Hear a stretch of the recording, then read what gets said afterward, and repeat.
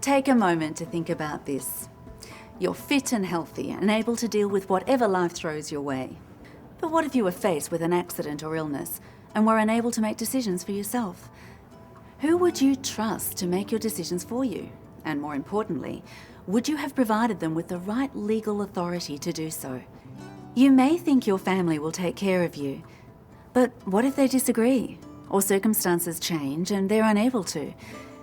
Having enduring powers of attorney in place will make sure there's someone there doing what's best for you. And that's the point.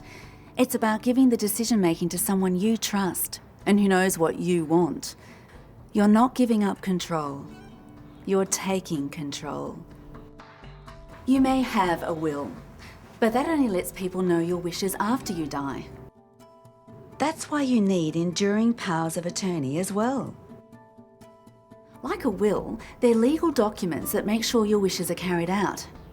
But perhaps more importantly, they make sure your wishes are carried out while you're still alive, but unable to make decisions for yourself. Getting enduring powers of attorney is easier than you may think. And you should consider making both the enduring power of attorney for your financial matters and personal matters, and the medical enduring power of attorney. Let's now look at your lifestyle decisions, such as where you should be living. For that, you'd need an enduring power of attorney for personal matters. When alternative accommodation decisions need to be made, there can be a lot of conflict in families.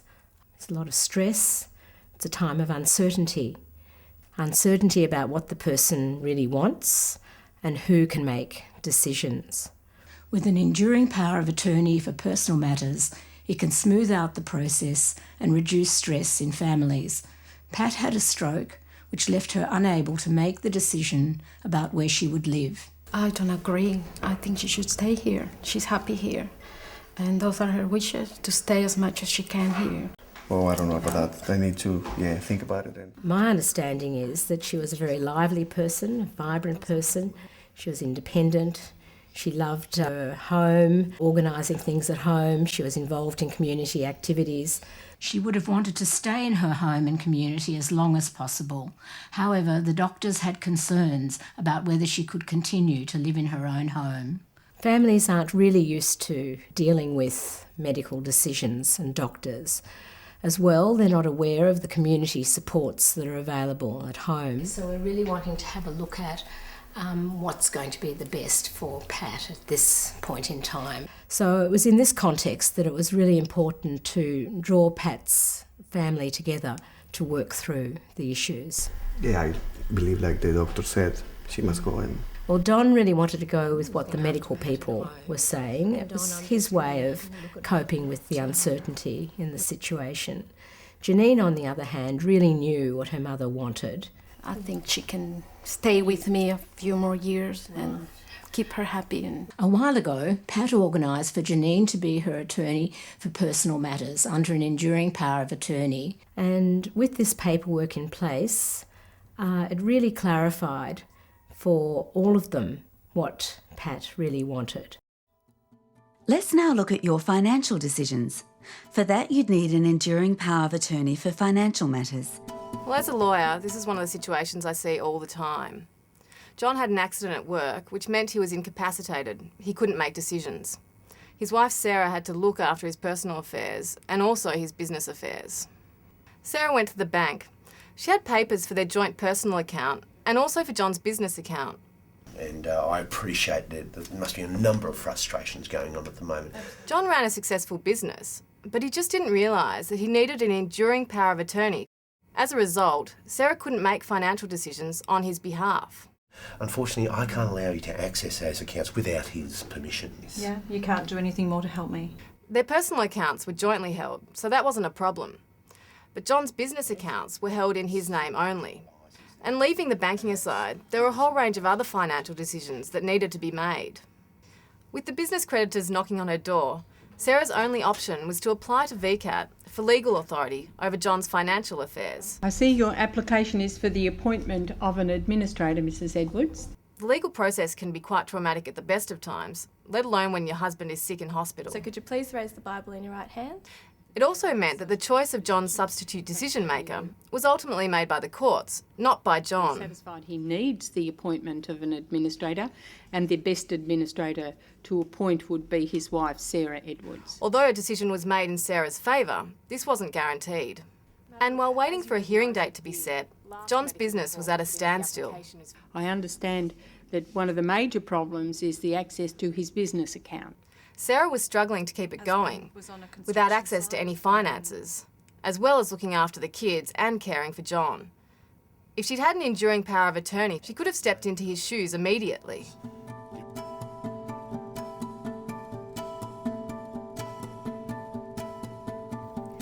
The issues around an enduring power of attorney for medical treatment are a daily reality for medical professionals.